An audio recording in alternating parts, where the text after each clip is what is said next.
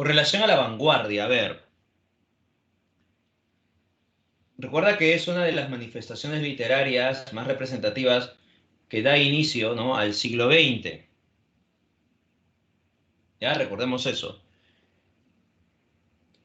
Ya estamos en el siglo XX, inicios de este siglo. Vamos a ver qué características se presentan en la llamada vanguardia. Miren, la vanguardia es un conjunto de ismos, o también llamado escuelas o movimientos, ¿no?, disímiles que se manifiestan en todas las artes. ¿Qué quiere decir disímiles? Cada una es independiente de sí, o sea, es diferente cada una de ellas, ¿no? ¿Ya? Que se manifiestan en todas las artes, no solamente en la literatura, ¿ya? Entonces, estamos observando que esta producción artística nace como un conjunto de escuelas, cada una independiente de sí, pero que tienen algo en común. Todas ellas buscan romper con la tradición. Ya recuerden eso. Todas estas manifestaciones artísticas buscan romper con la tradición, ¿no? Y también buscan innovar. Bien, entonces estamos observando que la vanguardia, entre sus manifestaciones literarias, encontramos esta característica como el uso del verso libre, el verso librismo, el uso del verso libre. Quiere decir la ruptura con la métrica fija. El poeta es libre de elegir la métrica que ha de utilizar, ¿ya? También vamos a encontrar los llamados caligramas, los versos que conforman una imagen.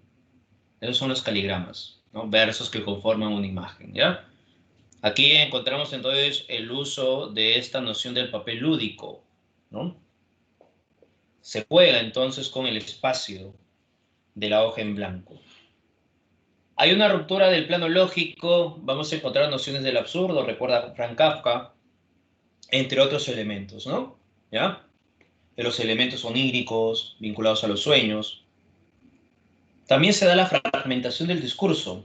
Quiere decir que en la vanguardia no necesariamente se va a utilizar una narración lineal y cronológica, sino se va a alterar el tiempo, ¿ya? Va a haber una ruptura, ¿no?, en plano temporal. Se va a renovar el léxico porque va a insertarse diferentes elementos, ¿no? Va a insertarse, por ejemplo, tecnicismos, ¿no?, elementos tecnológicos, elementos de la modernidad, así que va a haber una renovación. Dentro de la vanguardia vamos a encontrar una visión universal e histórica del hombre. Estamos a inicios del siglo XX, y en este contexto de inicio del siglo XX, ¿ya?, el ser humano ha enfrentado diferentes avatares, ¿no? Encontramos, por ejemplo, que en este siglo XX se está desarrollando un avance del plano tecnológico, también va a haber una crisis de la Primera Guerra Mundial, recuerda, ¿ya? Entonces vamos a encontrar también esa crisis, ¿no?, de la Primera Guerra Mundial. Pero también los efectos de la industrialización, ¿no? Las consecuencias, los efectos de ese sentido de la industrialización. Eso también va a generar, ¿no?, un momento de tensión, ¿ya? Así que de pronto las obras dejan de restringirse a un contexto específico para convertirse en una alegoría del ser humano como especie, ¿no? Por tanto, la experiencia de uno se puede convertir en la experiencia de todos. Por ello, Gregorio Samsa, dentro de la Metamorfosis, no es un personaje que represente a la persona de la República Checa, sino es un personaje que represente al ser humano en toda su totalidad, ¿no? ¿Ya? Entonces ahí está la visión universal e histórica, ¿no?, que un personaje puede representar a su vez un conjunto de, ¿ya? Dentro de esta producción literaria hay una temática múltiple, ¿no? Elementos históricos, cotidianos, sociales, psicológicos, nociones del absurdo, planos políticos, fantasiosos, ¿no? Vamos a encontrar entonces de todo un poco, ¿no? Y se va a innovar. Vamos a encontrar nuevas técnicas, Lo hemos mencionado ya con anterioridad, el caligrama es una técnica muy importante que se hace con el juego del espacio, ¿no? El monólogo interior, que es el fluir de la conciencia, gracias a James Joyce con la obra El Ulises, ¿no? Tenemos también los saltos temporales, el teatro del absurdo, por ejemplo, ¿no? Esperando a Godot, es una obra muy importante sobre esa noción del teatro del absurdo. Les recomiendo esa obra teatral Esperando a Godot.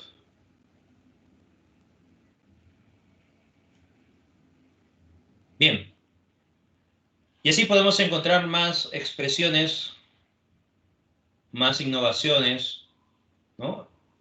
Por ejemplo, la narración múltiple o varios puntos de vista narrativo, entre otros. La vanguardia, por tanto, recuerda, rompe con la tradición. Vamos ahora a mencionar los ismos de la vanguardia. ¿Cuáles son esos ismos? Recuerda, cuando se habla de ismos, se habla de escuelas, ¿ya? Ismos o escuelas.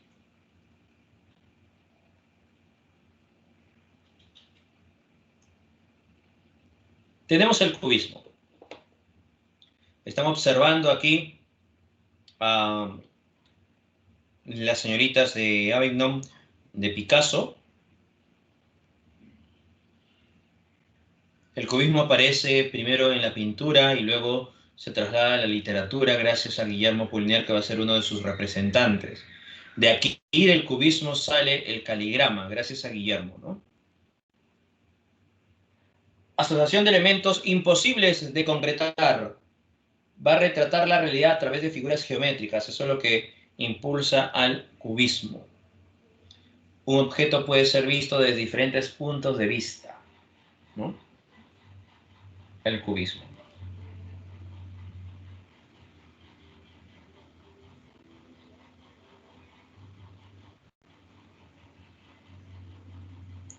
Muy bien.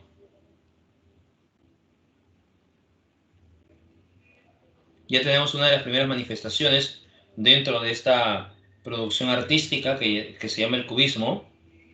Recuerda que es la representación simultánea de formas geométricas donde se plasma el caligrama. Tenemos aquí ejemplos del caligrama.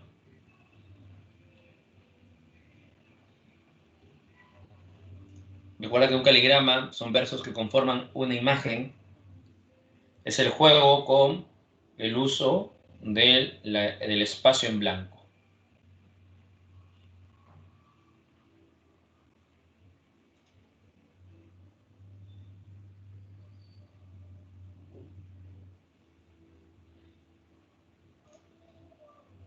Vamos con la siguiente manifestación,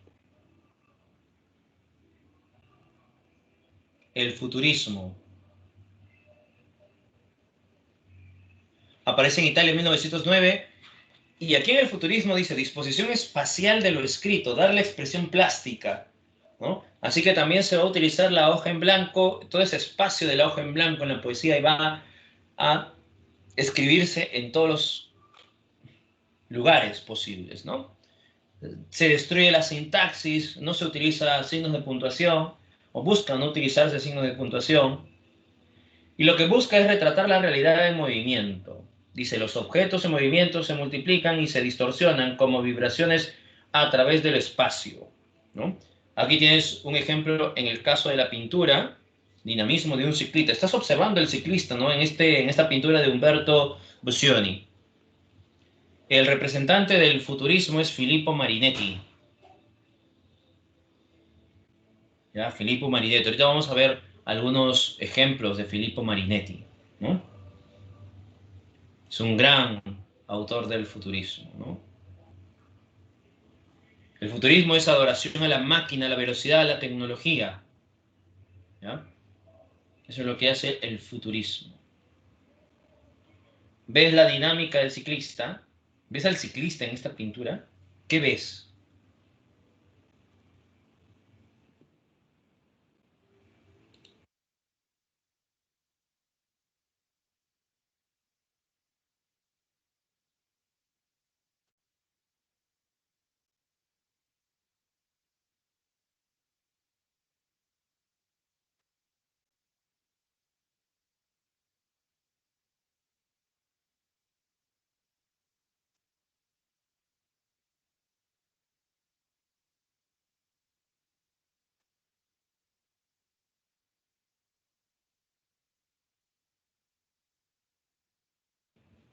A ver, por acá nos dicen, no veo ningún ciclista, para mí parece moto.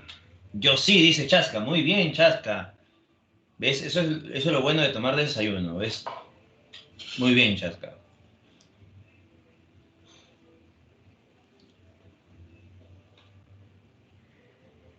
Veo un hombre con capucha manejando bici.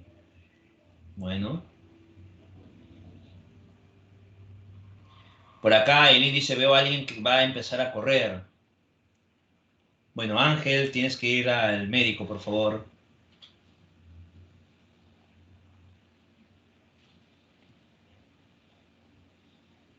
Muy bien.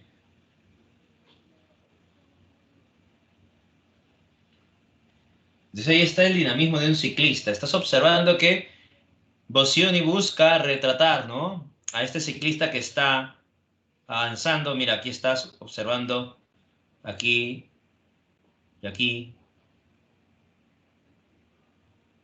el rostro, el cuerpo, las extremidades.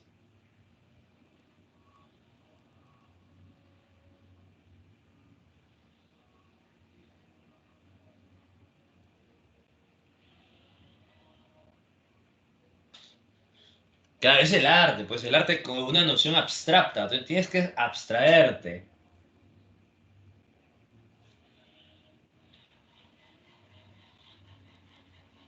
Tienes que mirarlo desde esa concepción.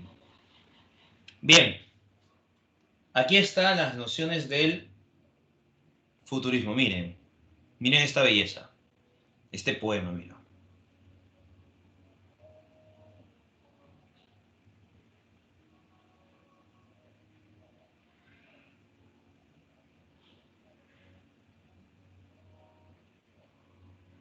Este es el futurismo, ¿no? Obviamente que aquí en la parte derecha ya es una forma más moderada, ¿no? En la parte izquierda ya es una noción muy rebelde, ¿no? Aquí estás observando que está vinculado a la guerra, ¿no? Y estás observando, por ejemplo, las trincheras, los soldados, ¿no? Las bombas, los aviones.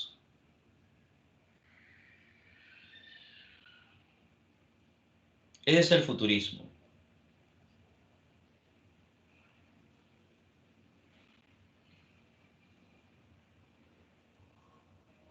Ahí te das cuenta de la visión radical, ¿no? De ese momento, hacer un poema desde esa perspectiva, ¿no? Bien, sigamos.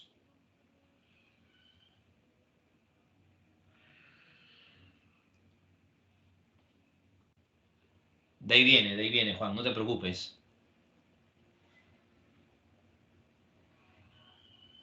Luego viene el dadaísmo, es otra manifestación también literaria importante dentro de la vanguardia. El dadaísmo rompe con la lógica y es un arte lúdico del lenguaje, ¿no? Los dadaístas son bien radicales, ¿ya?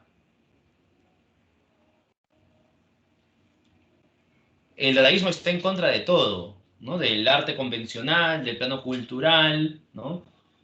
Es una manifestación antiartística, antipolítica, antiliteraria, ¿no? Hablando de la literatura tradicional.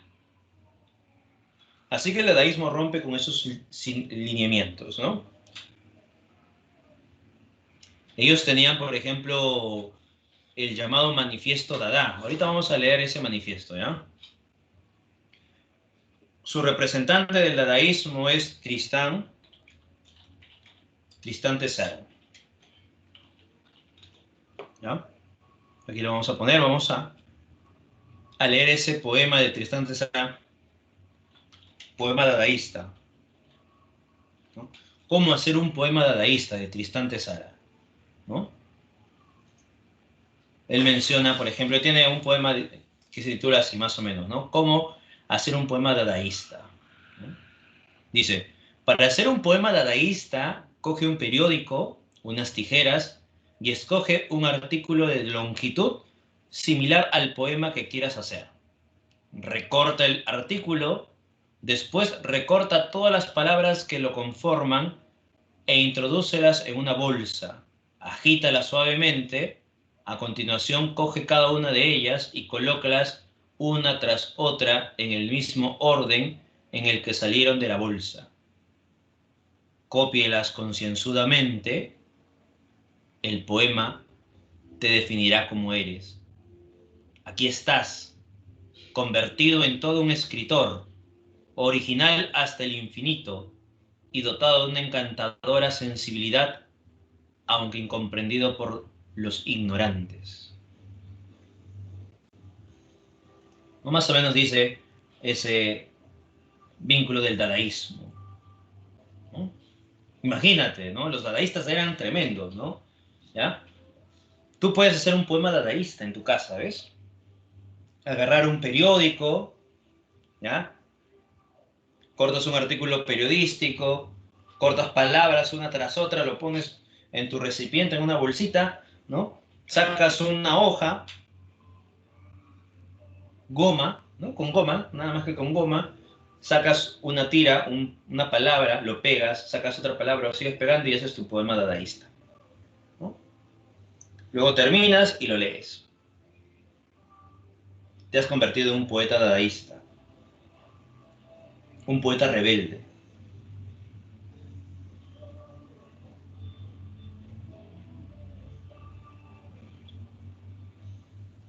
Te has convertido entonces el discípulo de Tristán Tzara.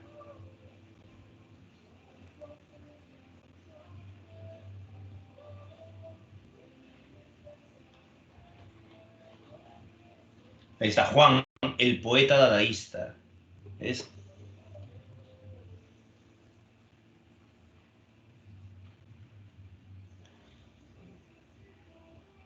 Ahora viene el surrealismo.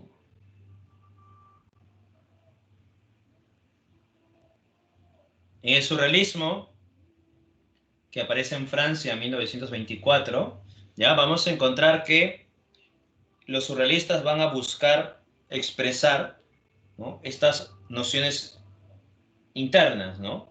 Dice, interpretación de la realidad a través del sueño, el inconsciente, la magia y la irracionalidad, tanto en el tiempo como en el espacio. Ellos van a utilizar los llamados cadáveres exquisitos, pero antes de ello también utilizan otra técnica que se llama la escritura automática. ¿Cómo es eso de escritura automática?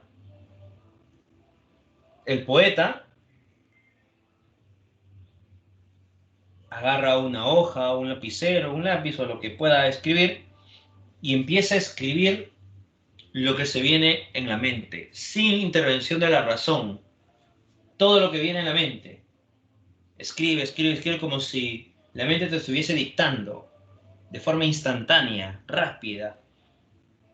Vas escribiendo, escribiendo, escribiendo, escribiendo, escribiendo, sin signos de puntuación, sin comas, ¿no? Sin nada de eso.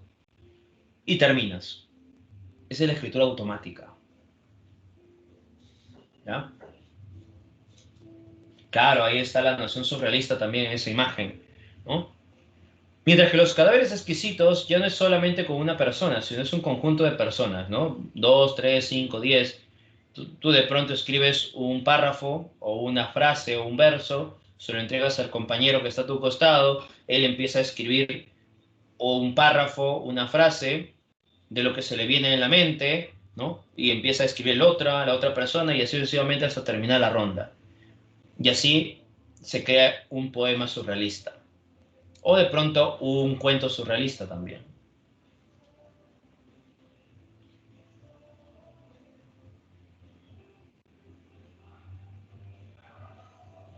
Así que se representa esa noción del inconsciente que aflora sin intervención de la razón, ¿no? Entre los representantes tienes a André Breton, el pez soluble. Y bueno, acá tenemos una pintura, ¿no?, de René Magritte, El hijo del hombre.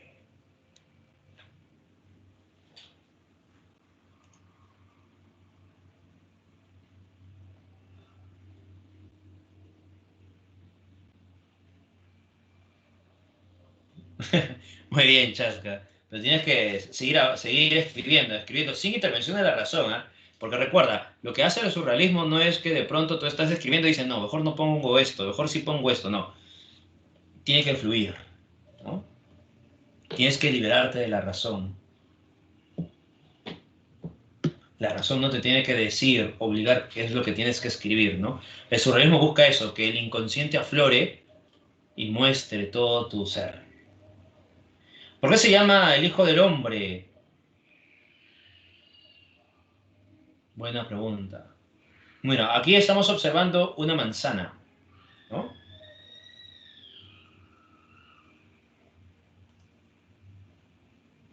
Ya, aquí tenemos una manzana que está flotando, que está levitando. Estamos observando a un ser, ¿no? Cuya identidad no se puede registrar.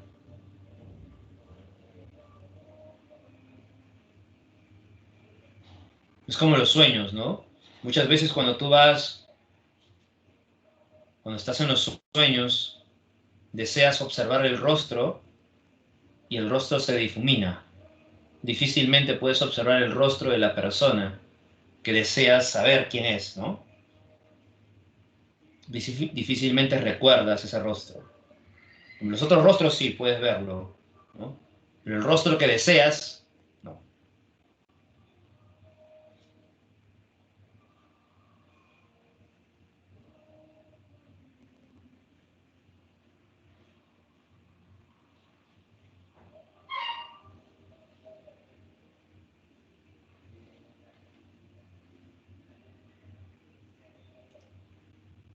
Por acá Fran dice, luego de ello están en el mundo de los unicornios, mata a todos los unicornios.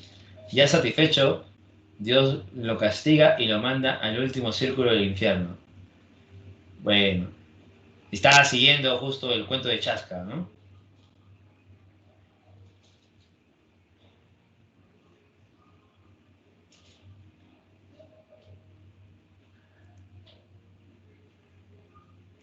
Bueno, cielo, eso quiere decir que todavía no has superado, ¿no? Ese momento crucial de tu vida.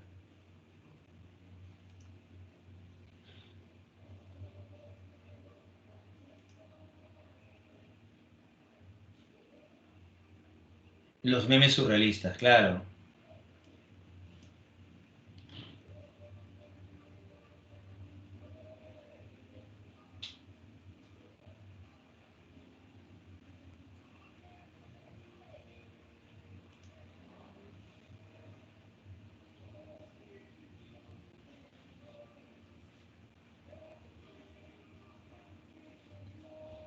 Por ejemplo, Juan ya está escribiendo una parte, ¿no? Donde aflora su dolor profundo.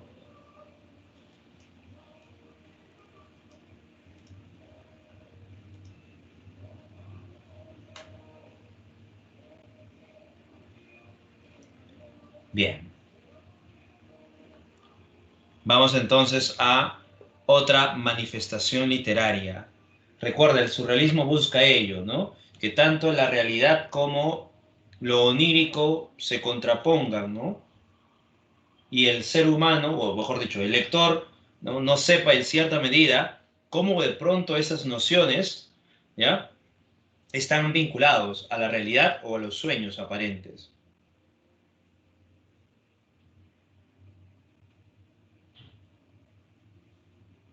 Te recomiendo, por ejemplo, el cuento, ¿cómo se llama? Ah, ya está, El río, de Julio Cortázar, ¿ya? Es una obra con tintes surrealistas. El río de Cortázar, o si no también Graffiti.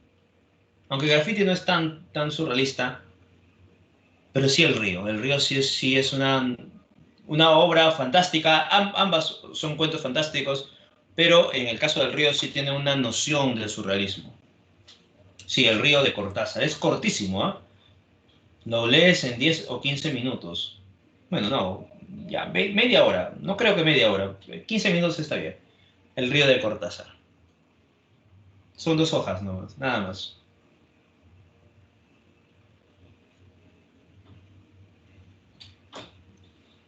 Entonces ahí, por ejemplo, no se puede entender en cierta medida si lo que se está mostrando en el cuento es parte de el sueño de la persona o si es parte de la realidad.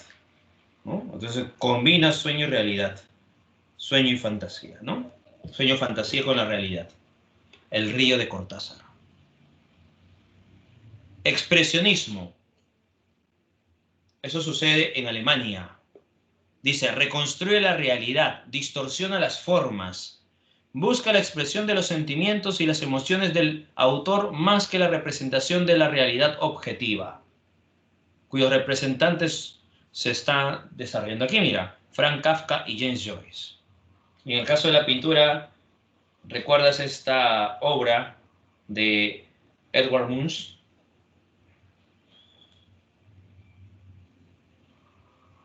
El grito, ¿no?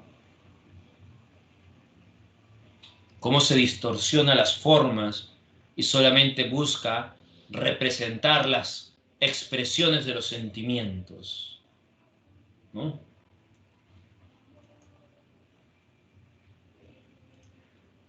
Ese sería entonces un ejemplo del expresionismo.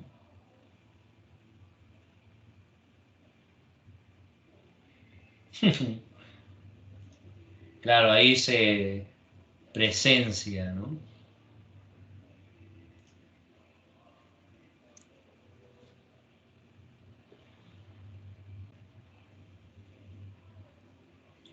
Lo que pasa es que se busca mostrar esta emoción, esta sensibilidad, ¿no? Es el efecto, ¿no? De un grito silencioso o un grito que no ha de salir, o sea, un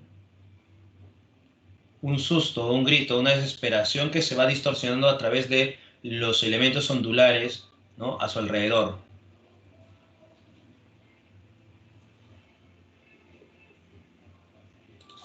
Miren, aquí estamos observando cómo se está distorsionando. Vamos a poner con otro color. Cómo se distorsiona, ¿no? Cómo está reflejando estos planos ondulares, ¿no? La forma ondular, ahí te das cuenta. Y la difuminación de estos seres, que se centra solamente en este espacio, ¿no? Entonces, lo que está buscando el autor es, mira, busca la expresión de los sentimientos y la emoción del autor más que la representación de la realidad objetiva.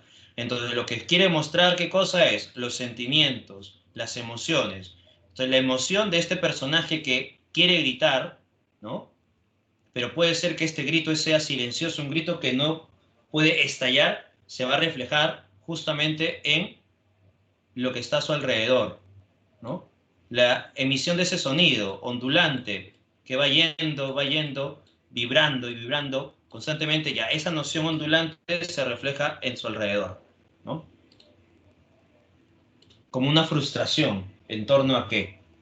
En torno a aquello que intenta expresarnos, ¿no? Entonces recuerda, reconstruye la realidad distorsionando las formas. ¿Distorsiona las formas? Sí, empieza a distorsionarse, ¿no? Incluso este personaje también está de forma ondulante, si te das cuenta, ¿no? De forma ondulante, ¿ya? Es eso lo que se está tratando de expresar dentro del grito, ¿no?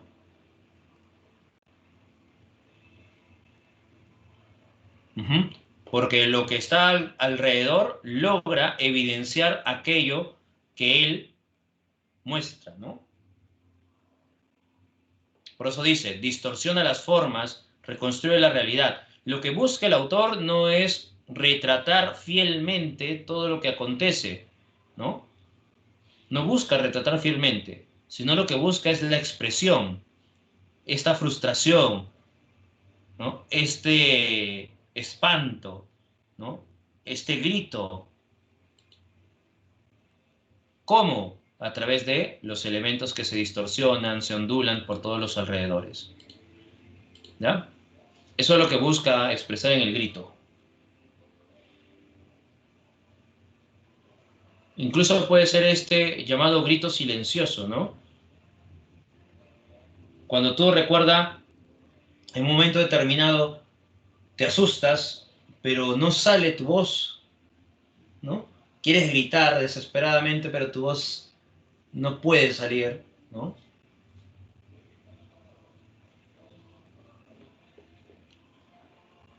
Como de pronto la forma, la estructura, ¿no? Los matices que están alrededor logran generar eso.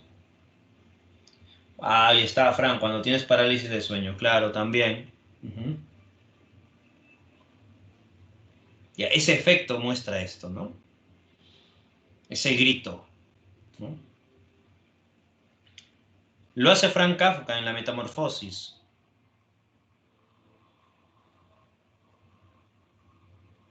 ¿ya? Recuerda, cómo Frank Kafka realiza, ¿no? Cómo logra Frank Kafka manifestar, ¿no?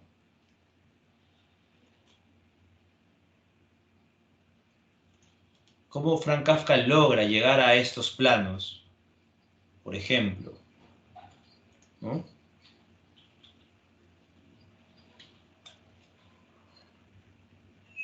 Sucede que Frank Kafka lo que hace es, por ejemplo, ¿no? En La Metamorfosis, ¿ya? Se registra esto. Un personaje que se convierte en insecto,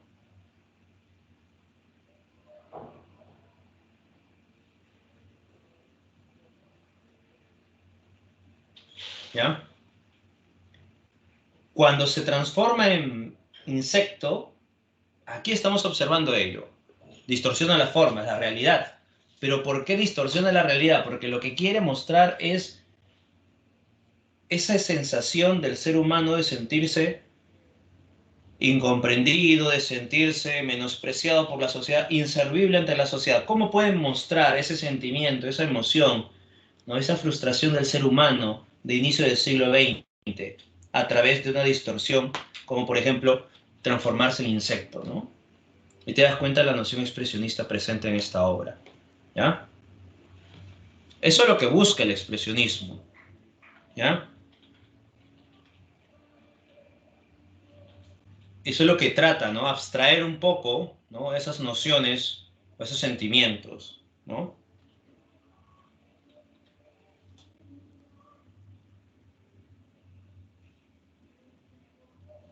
Van Gogh, por ejemplo, es otro de los autores también expresionistas, ¿no?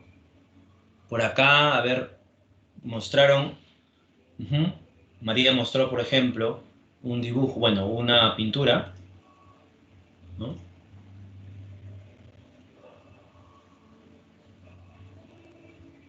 La pintura de Van Gogh,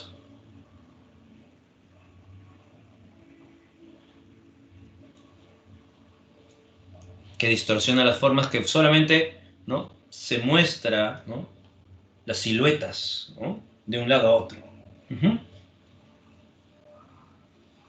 Aunque Van Gogh recuerda que tiene toda una evolución en su producción, ¿no? En su pintura. Pero sí, hay una noción expresionista. Van Gogh, ¿no?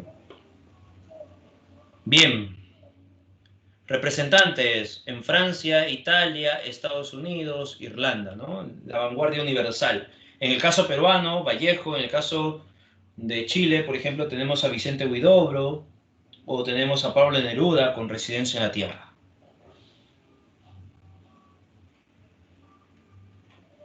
Bien, vamos ahora a la metamorfosis de Frank Kafka.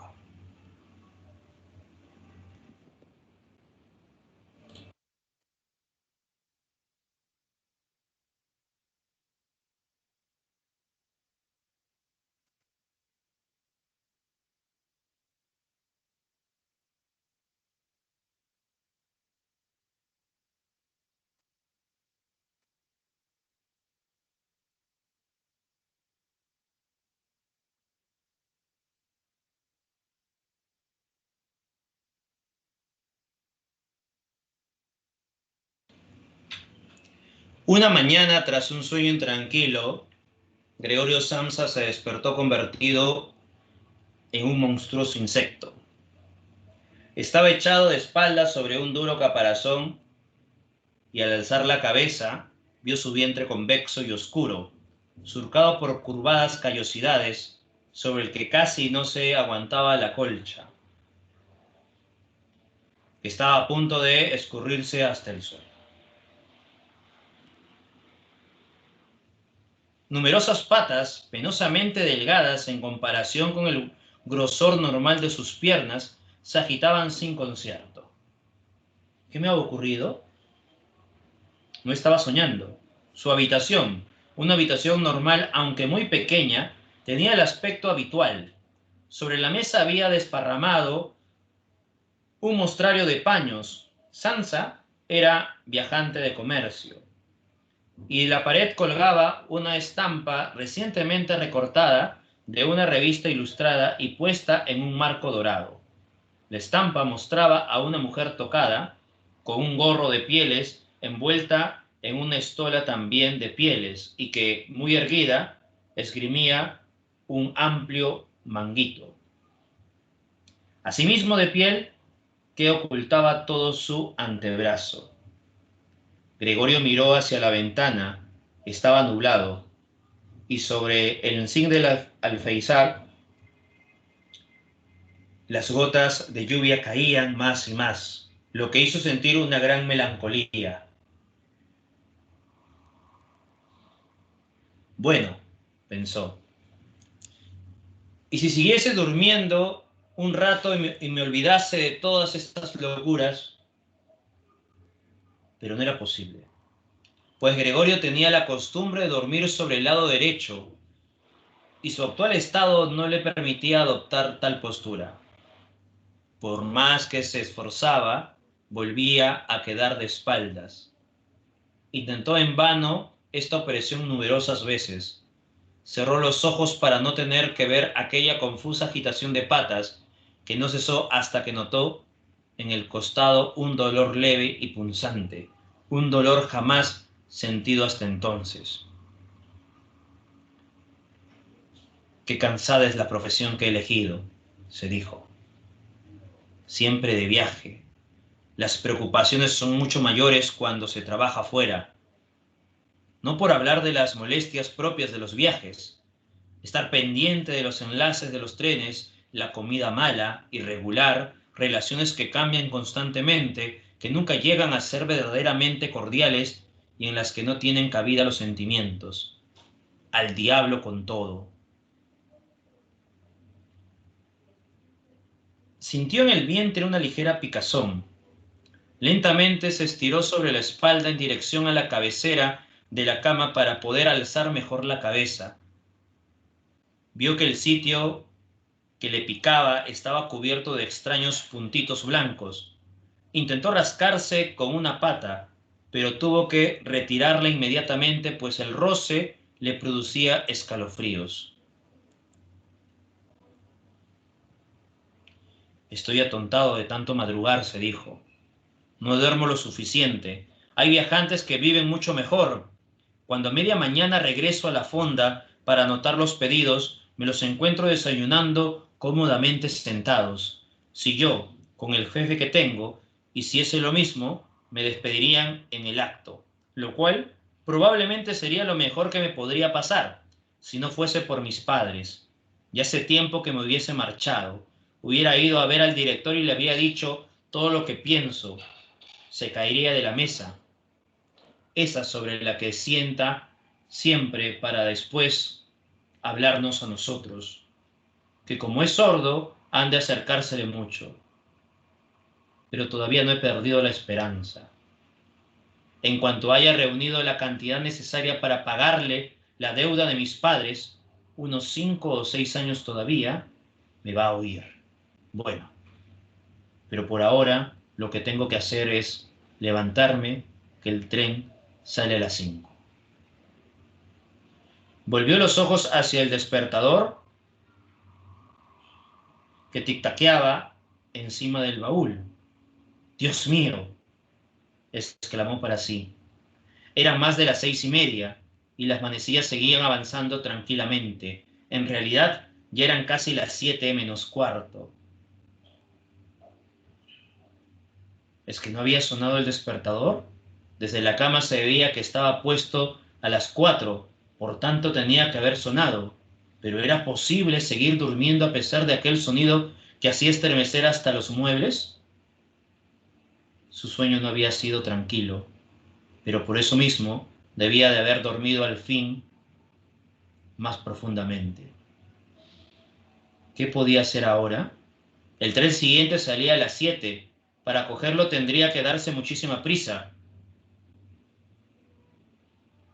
Además, aunque alcanzase el tren, no evitaría la repentina reprimenda del amo, pues el mozo del almacén, que habría acudido al tren a las 5, debía de haber dado ya cuenta de su falta.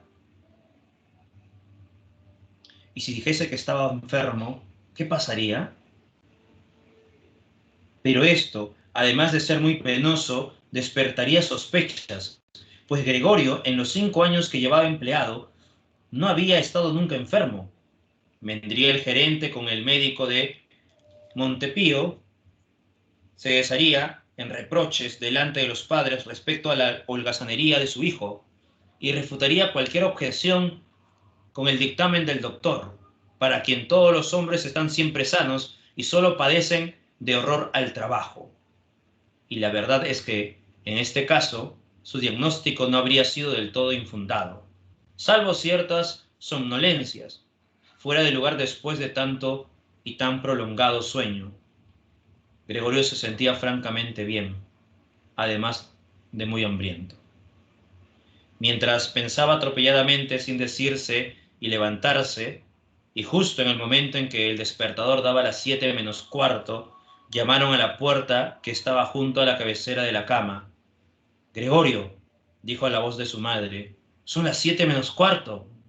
¿No tenías que ir de viaje?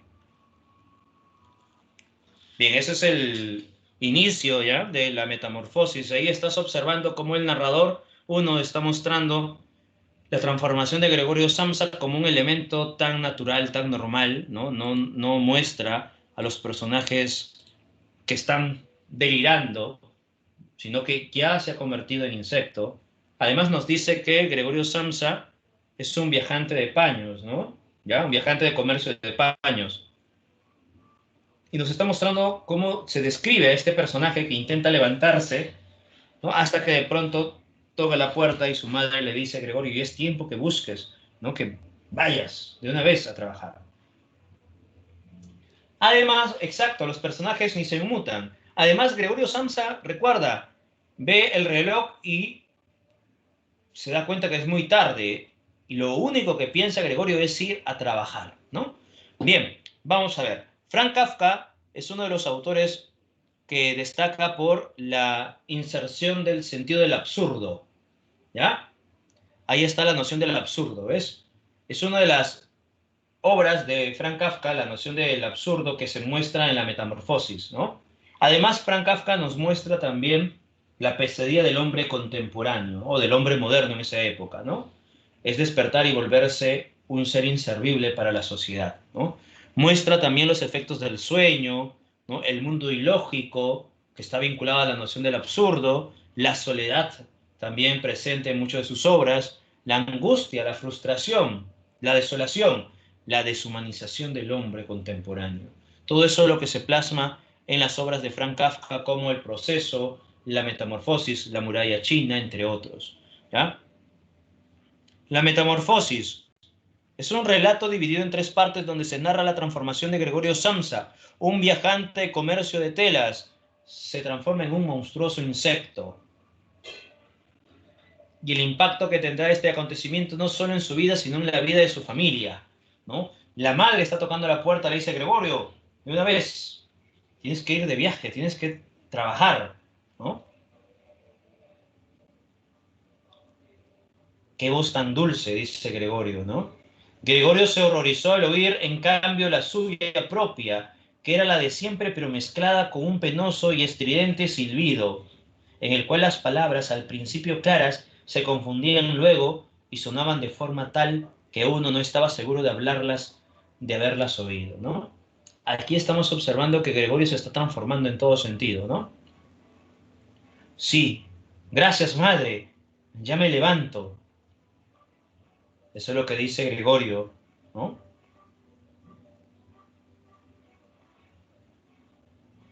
Tanto el padre también llega, ¿no? Abre la puerta, le dice el padre, ¿no?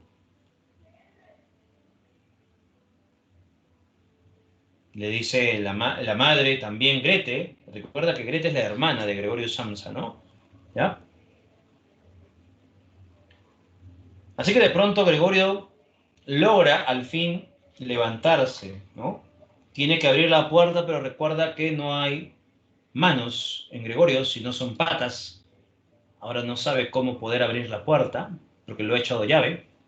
Tocan la, tocan la puerta principal de la casa. Ha llegado el jefe de Gregorio.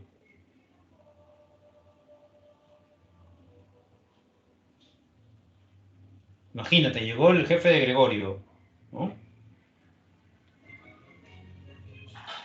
Llega, se encuentra entonces con el padre le dice, al igual que la madre, que su hijo está enfermo, ¿no?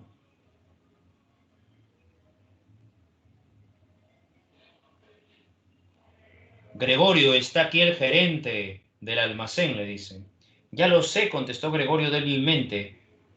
Gregorio, dijo por fin el padre desde la habitación contigua de la izquierda, ha venido el señor gerente y pregunta por qué no tomaste el primer tren.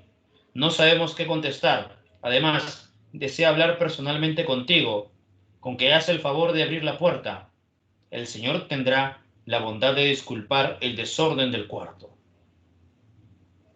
Buenos días, señor Samsa, dijo el gerente. No se encuentra bien, dijo la madre. A este último, mientras el padre continuaba hablando junto a la puerta. Está enfermo, créanme. ¿Cómo si no va a poder perder el tren? Gregorio no piensa más que en el almacén. Si casi me molesta que no salga ninguna noche. Ahora, por ejemplo, ha estado aquí 8 días, pues bien, ni una sola noche ha salido de casa. Se sienta como nosotros alrededor de la mesa, lee el periódico en silencio y estudia los itinerarios.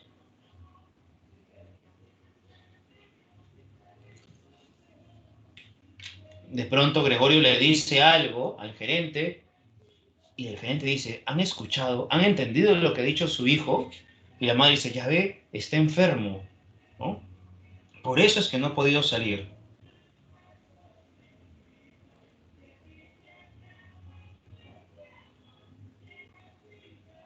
Señor Samsa, dijo por fin el gerente con voz fuerte, ¿no? ¿Qué significa esto? ¿Se ha trincherado usted en su cuarto y no contesta más que con monosílabos?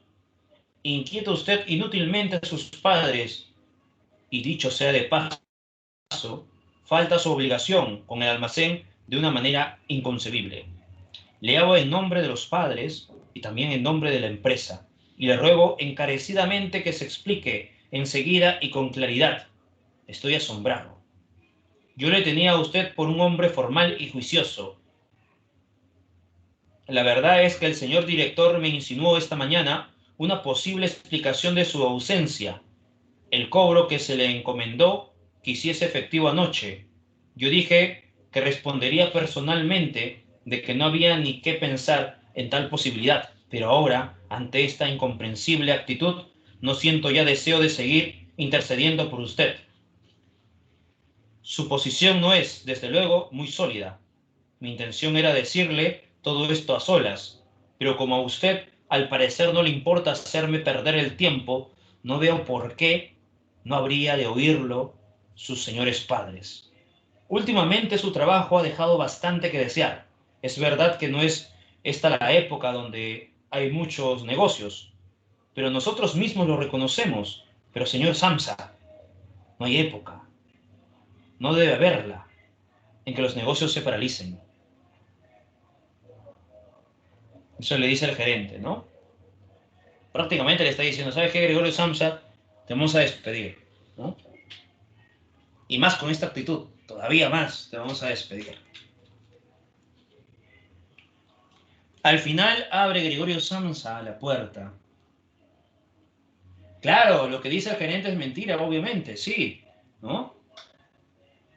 Porque en realidad Gregorio Samsa trabajaba incluso horas extras, ¿no? ¿Ya? Horas extras para buscar la manera de seguir, ¿no? El ritmo, porque recuerda que debía mucho dinero, ¿no? Estaba hipotecado su casa.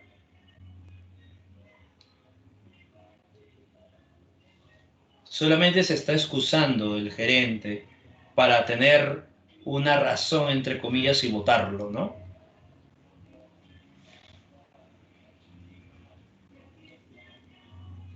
Cuando Gregorio Samsa le dice algo, ¿no? Una vez más, el gerente dice, ¿han entendido usted una sola palabra? ¿No será que se hace loco? Por el amor de Dios, exclamó la madre llorando. Tal vez se encuentra muy mal y nosotros le estamos mortificando. Grete, Grete. ¿Qué quieres, madre? Contestó la hermana. Tienes que ir enseguida a buscar al médico. Gregorio está enfermo. Ve corriendo. Vamos. Es una voz de animal, dijo el gerente.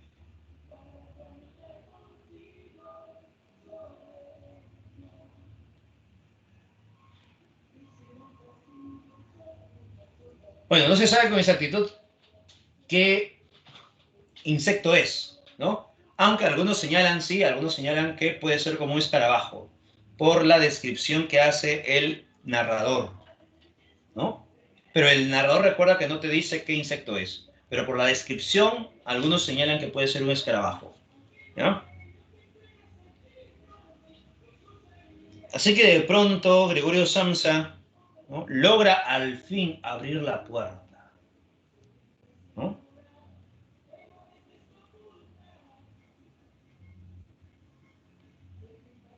Así que cuando está abriendo la puerta, dice, este modo de abrir la puerta fue la causa de que no se viniese inmediatamente. Gregorio tuvo que girar lentamente contra una de las hojas de la puerta, con gran cuidado para no caer de espaldas, y aún estaba ocupado en llevar a cabo tan difícil operación sin tiempo para pensar en otra cosa, cuando oyó una exclamación del gerente que sonó como un aullido del viento, y le vio, junto a la puerta, taparse la boca con la mano y retroceder lentamente, como empujado por una fuerza invisible. La madre, que a pesar de la presencia del gerente estaba allí sin arreglar, con el pelo revuelto, miró a Gregorio, juntando las manos avanzó luego 2 pasos hacia él y se desplomó por fin, en medio de sus faldas desplegadas a su alrededor. El padre amenazó con el puño, con expresión hostil, como si quisiera empujar a Gregorio hacia el interior de la habitación.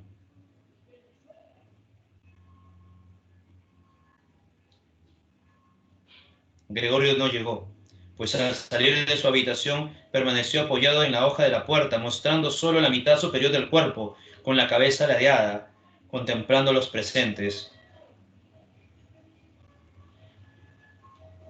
La lluvia caía ahora en gotorrones aislados que se veían llegar claramente al suelo. Bueno, dijo Gregorio, convencido de ser el único que había conservado la calma. Bueno, enseguida me visto, recojo el muestrario y me voy. Me dejaréis que salga de viaje, ¿verdad? Ya ve usted, señor gerente, que no soy testarudo y que trabajo con gusto. Viajar es cansado, pero yo no sabría vivir sin viajar. ¿A dónde va usted? ¿Al almacén? ¿Sí? ¿Lo contará todo tal como he sucedido? Uno puede tener un bajón momentáneo, pero es precisamente entonces cuando deben acordarse los jefes de lo útil que uno ha sido y pensar que una vez superado el contratiempo, trabajará con redobladas energías. Yo, como usted bien lo sabe, le estoy muy agradecido al señor director. Por otra parte, tengo que atender a mis padres y a mi hermana. Es verdad que hoy me encuentro en un apuro, pero trabajando sabré salir de él. No me ponga las cosas más difíciles de lo que está. Póngase de mi parte. Ya sé que al viajante no se le quiere. Todos creen que gana el dinero a apuestas, sin trabajar apenas. No hay ninguna razón para que este prejuicio desaparezca, ¿no? Pero usted está más enterado de lo que son las cosas, incluso que el propio director. Usted sabe muy bien que el viajante, como está fuera del almacén la mayor parte del año, es fácil blanco de habladurías, equívocos, quejas. No se vaya sin decirme algo, que me pruebe que me dé a usted la razón, por lo menos en parte.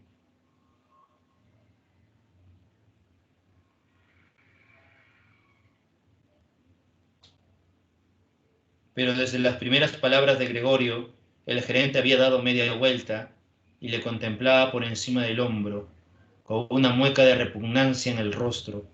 Mientras Gregorio hablaba, no permaneció un momento quieto. Se retiró hacia la puerta sin quitarle la vista de encima, muy lentamente, como si una forma misteriosa le retuviera ahí.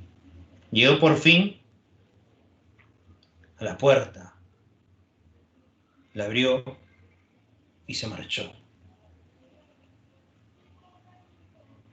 Gregorio comprendió que no debían permitir que el gerente se marchase de esa forma, pero no podía hacer nada ya. Sabía que de ello dependía tanto él y su familia.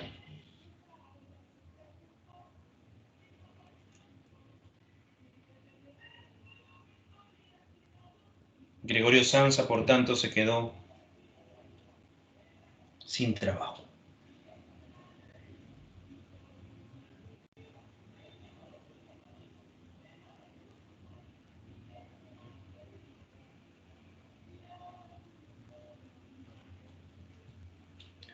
Ahí te das cuenta entonces que el pobre Gregorio Samsa se queda sin trabajo, ¿no? Ya ha sido expulsado, ya no hay nada que hacer. Ahora, ¿qué van a hacer los padres, la hermana, ¿no? A Gregorio Samsa lo ponen dentro de su habitación, va a estar varios días ahí, ¿no? Sin ver la luz. La hermana Grete, se apiada de Gregorio, le va entregando comida, ¿no? Gregorio no come, sino después de pudrirse la comida, así que la hermana se da cuenta de ello y por tanto le empieza a dar comida ya descompuesta, ¿no? Gregorio va alimentándose, botan a la empleada que tenían, ¿no? La madre empieza a buscar la manera que Gregorio se sienta más cómodo en su habitación, le van quitando muebles, espacios, ¿no? Un día de pronto la madre que estaba quitando ese cuadro que al inicio recuerda que se estaba mostrando, ¿no? Gregorio Samsa decide decirle a su madre que no, que deje ese cuadro, pero la madre al ver al insecto que se está acercando cree que le va a hacer daño, ¿no? La madre grita, se desespera, ¿no? Grete llega, porque la madre como se ha desmayado, Grete le molesta, le empieza a gritar a Gregorio Samsa, ¿no?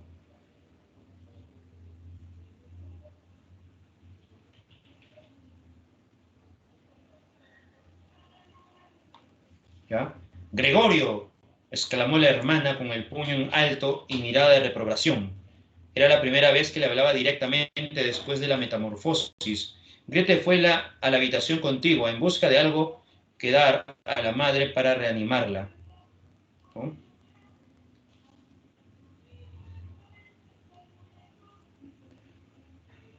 El padre ha conseguido un trabajo, ¿ya? Y tiene una rutina el padre, ¿no? Llega, descansa, almuerza, lee el periódico, se echa a dormir, se levanta, va al trabajo, llega, ¿no? Descansa, come, lee el periódico, se echa a dormir. Esa es su rutina del padre, ¿no? Incluso llega un momento que el padre ya ni siquiera se quita su indumentaria de trabajo. Así que cuando la madre se desmayó, ¿no? Y Gretel le empezó a gritar a Gregorio Samsa, justo llega del trabajo el padre, ¿no? Y le dice, ¿qué ha pasado? ¿No? Mi madre se ha desmayado, pero ya está mejor, dice. Gregorio se ha escapado, o sea, Gregorio salió, recuerda, de su habitación. Lo sabía, dijo el padre. Los advertí, ¿no? Pero ustedes nunca me hacen caso. Gregorio comprendió que el padre había malinterpretado el comentario de Grete, ¿no? Así que el padre no estaba en condiciones de captar la sutileza. Así que el padre, molesto al ver a Gregorio fuera, agarra por tanto manzanas, ¿no? Y empieza a lanzarla.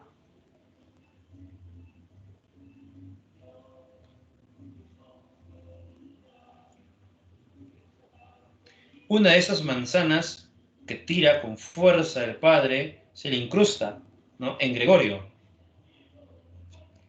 Las rojas manzanas rodaban por el suelo como electrizadas, tropezando unas con otras. Una de ellas, lanzadas con mayor precisión, rozó la espalda de Gregorio, pero no le hizo daño. En cambio, la siguiente le dio de lleno. Gregorio intentó correr como si pudiese librarse del insoportable dolor, pero era como si lo hubiera clavado donde estaba, ¿no? Se incrusta.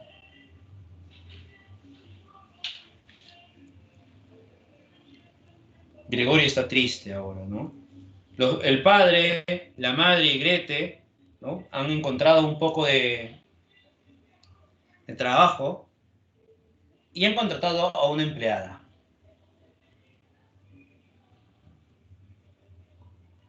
La empleada es aquella que limpia el cuarto, ¿no? De Gregorio. Así que ni bien entra, insulta a Gregorio, le golpea, Gregorio se va a una esquina, ¿no? Y la empleada empieza a limpiar todo esto, ¿no? Así va pasando los días, Gregorio Samsa ya no sale, ¿no? Está encerrado en su cuarto, la familia sigue trabajando, hay inquilinos incluso en su casa para poder pagar, ¿no? las deudas. Llega un momento incluso que los inquilinos más adelante se van a dar cuenta que viven con un insecto, ¿no? Con Gregorio Samsa. Así que se marchan sin pagar. El padre está molesto, ¿no? Hasta que de pronto Gregorio recuerda a sus padres, a su hermana, pero no recuerda mucho su rostro. Gregorio decide, por tanto, salir. Salir de su habitación para poder encontrarse con ellos. Ya que recuerda, ha pasado mucho tiempo, ¿no?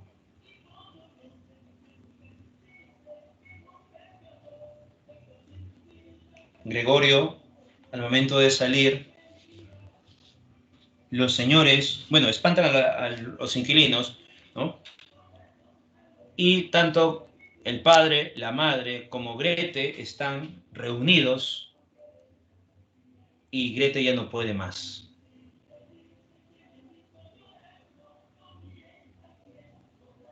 Queridos padres, dijo la hermana dando, a modo de introducción, un fuerte puñetazo sobre la mesa, ¿no?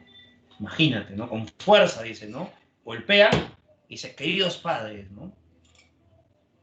Esto no puede seguir así. Si vosotros no queréis verlo, yo sí. Ante este monstruo no quiero ni siquiera pronunciar el nombre de mi hermano y por tanto solo diré que hemos de liberarnos de él. Hemos hecho todo lo humanamente posible para cuidarlo y soportarlo y no creo que nadie pueda hacernos el menor reproche. Tienes razón, dijo el padre. La hermana corrió hacia ella, hacia la madre, y la sostuvo la cabeza porque la madre estaba, ¿no? Ahogándose, porque estaba tosiendo, estaba un poco débil. Al padre, las palabras de la hermana, o sea, de Grete, parecían haberle movido a reflexión. Se había incorporado en el sillón. En ese instante, Gregorio empezó a acercarse más.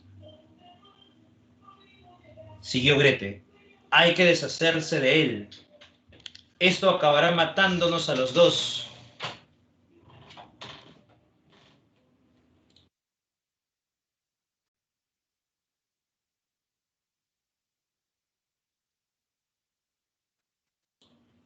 Cuando hay que trabajar como nosotros trabajamos, no se puede soportar encima una tortura como esta. Yo tampoco puedo más. Grete se pone a llorar, de tal forma que sus lágrimas cayeron sobre el rostro de su madre. Hija mía, dijo el padre, ¿Qué podemos hacer? La hermana se encogió de hombros, expresando así la perplejidad que se había apoderado de ella mientras lloraba, en contraste con su anterior determinación. Si al menos nos comprendiese, dijo el padre.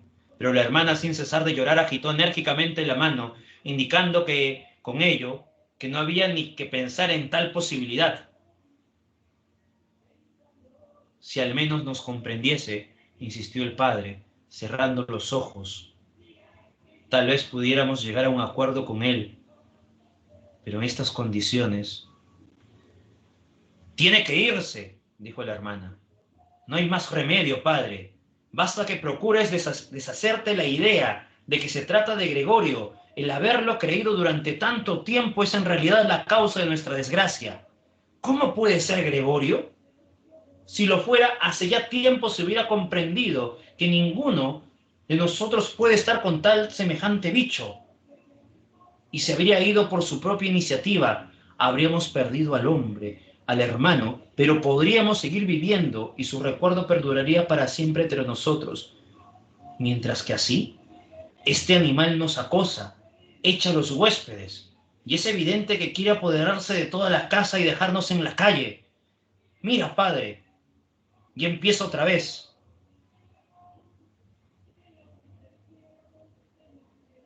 Y con un terror que a Gregorio le pareció incomprensible, la hermana se apartó del sillón. Gregorio no quería asustar a nadie, y mucho menos a su hermana. Lo único que había hecho era empezar a dar la vuelta para volver a su habitación, y esto era lo que había impresionado a los demás. Ahora todos le miraban triste y pensativos.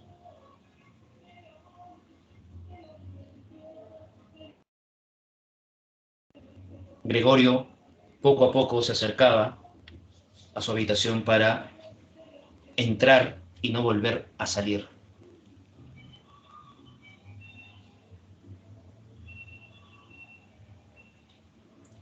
Cuando Gregorio al fin llega, ¿no? Apenas dentro de su habitación, oyó cerrarse rápidamente la puerta y echar la llave. El brusco ruido le asustó de tal modo que se le doblaron las patas. La hermana era quien tan prontamente había actuado. Había permanecido en pie esperando el momento de correr a cerrarlo. Gregorio no le había oído acercarse. Por fin, exclamó ella diciendo al momento de girar la llave en la cerradura. ¿Y ahora? Se preguntó Gregorio Samsa, mirando a su alrededor en su oscuridad.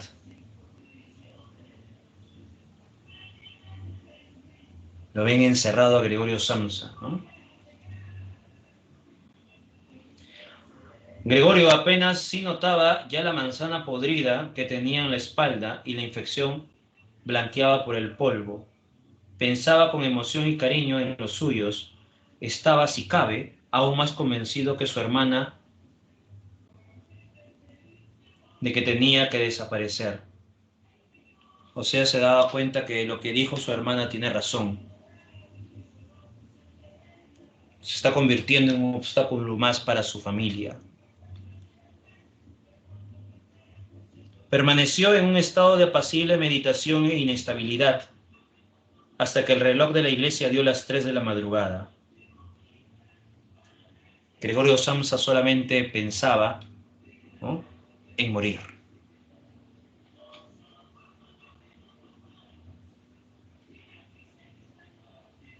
Cuando la empleada entra para limpiar el cuarto, ve a Gregorio Samsa, lo golpea y no da señales de vida. Así que dice, ha estirado la pata. Va donde los señores, ha muerto, sí, ha estirado la pata. Así que van, el padre dice, al fin acabó todo este calvario.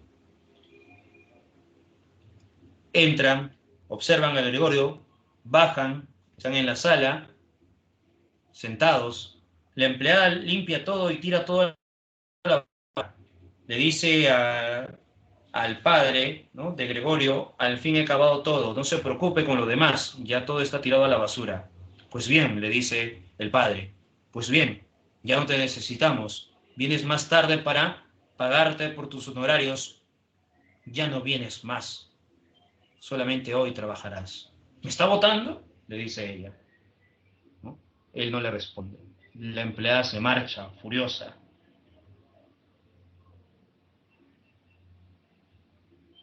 El padre, la madre y Grete deciden, por tanto, ¿ya?, ir de paseo, ¿no? El padre dice, ya es momento de cambiar todo, vámonos, ¿no?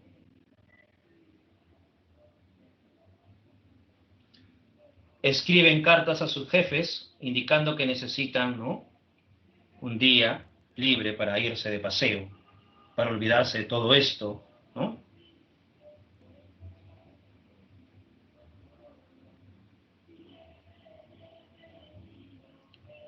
Así que de pronto llega ese día. El padre, la madre y Grete se van de paseo. Están en el tranvía. Y mientras charlaban, el señor y la señora Samsa se dieron cuenta casi, ¿no?, casi a la vez, de que su hija, pese a que con tantas preocupaciones había perdido el color en los últimos tiempos, se había desarrollado y convertido en una linda joven llena de vida. Sin palabras, entendiéronse con la mirada, se dijeron uno a otro que ya iba siendo hora de encontrarle un buen marido. Y cuando al llegar al final del trayecto, la hija se levanta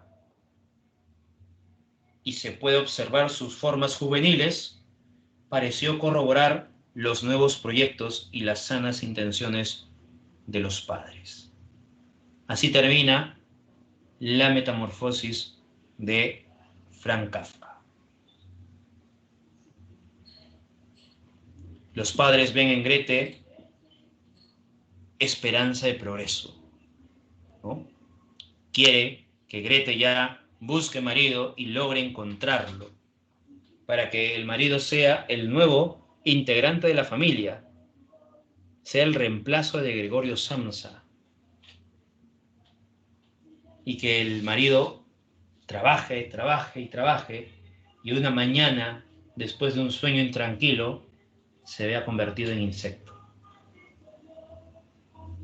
Por eso el narrador no nos dice, ¿no?, el por qué. ¿Por qué la transformación? No nos dice, porque esto es algo que ha de llegar en algún momento a todos. Todos en algún momento despertaremos y nos convertiremos en insectos. Esa transformación simboliza ¿qué? La deshumanización del hombre contemporáneo. Aquel hombre que está sumergido en el sistema capitalista y que en un momento determinado la sociedad capitalista nos va a ver como cosas inservibles. Y es en el momento donde nosotros nos convertimos en insectos, en seres inservibles para la sociedad. Y lo único que nos espera solamente es la muerte.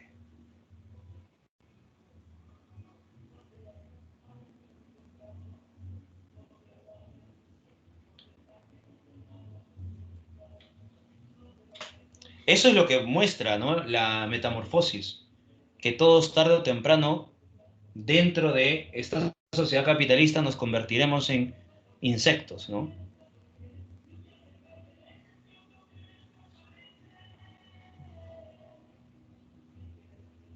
Por ello, recuerda que la metamorfosis nos muestra la pesadilla del hombre contemporáneo. ¿Cuál es esa pesadilla del hombre contemporáneo? Despertar y darse cuenta que ya no sirve a la sociedad, que es un ser inservible, que solamente es un obstáculo para el progreso de los demás.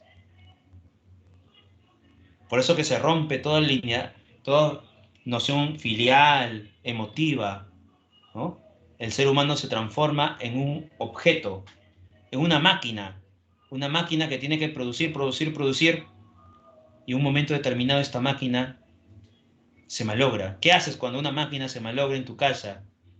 Lo botas, ¿no? Lo reemplazas por otra mejor. Eso es lo que se convirtió Gregorio Samsa para su familia, ¿no? Al despertar y convertirse en insecto ya no servía para su familia. Por eso que lo margina, ¿no?, y lo lleva a que de pronto esta máquina o este ser inservible muera. Exacto, cielo. Ujú. Por eso que la obra nos muestra esa noción, ¿no? Ese ser. Ujú.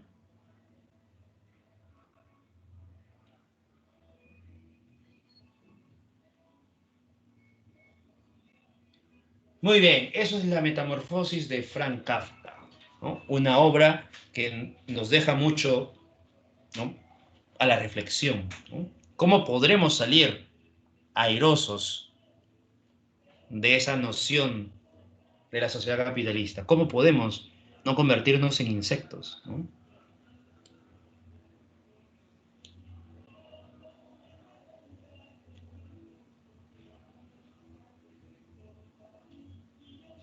Imagínate todo lo que sucede.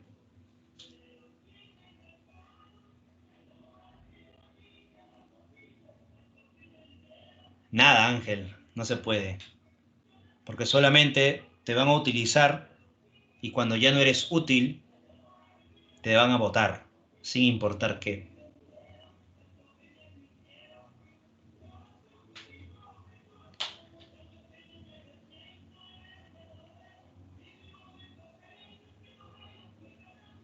Te unes al enemigo, sí, pero el enemigo sabe que te estás uniendo por esa causa. Solamente te utiliza hasta que de pronto ya no te sirve.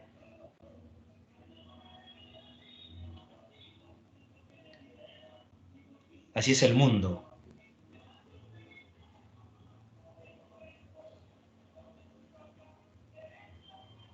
Muy bien, chicos.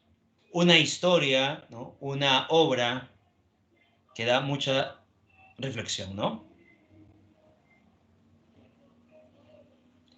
Eso quiere decir que también debemos serlo, dice. Para nada. Más bien hay que romper ese círculo vicioso, ese engranaje, ¿no?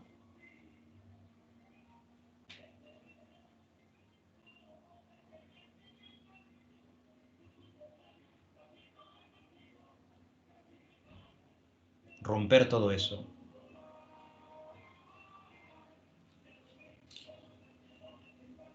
Claro. Entonces la obra nos muestra esos matices, ¿no? Se presenta, ¿ya?, al padre como un ser autoritario, la alienación capitalista, a Gretel la solidaria, pero una solidaridad a medias, ¿no? Gregorio un ser marginal. Es una sociedad capitalista que se critica, recuerda, aquí se critica la sociedad capitalista, ¿no? El sistema capitalista, que deshumaniza al hombre.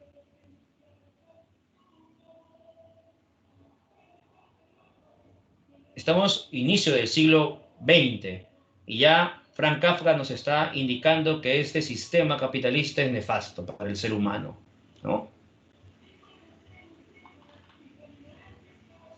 Que no hay un supuesto progreso, solamente de algunos. Los otros, los grandes otros, solamente son máquinas para algunos. Ese gran progreso solamente existe para algunos, no para todos. La gran mayoría son Gregorio Samsa.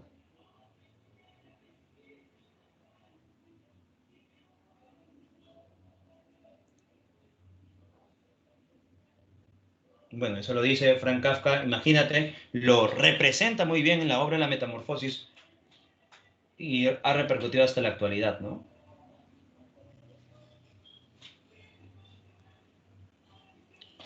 Eso es la vida, ¿ves? Imagínate, ¿no? De una forma muy cruel. El hombre se convierte en un ser insignificante y prescindible debido al aplastante avance de la industrialización.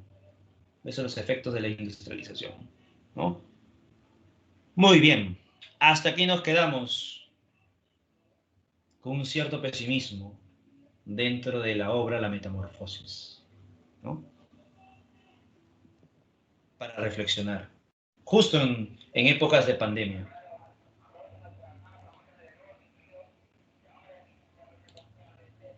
Muy bien, pueden ir a dar el examen.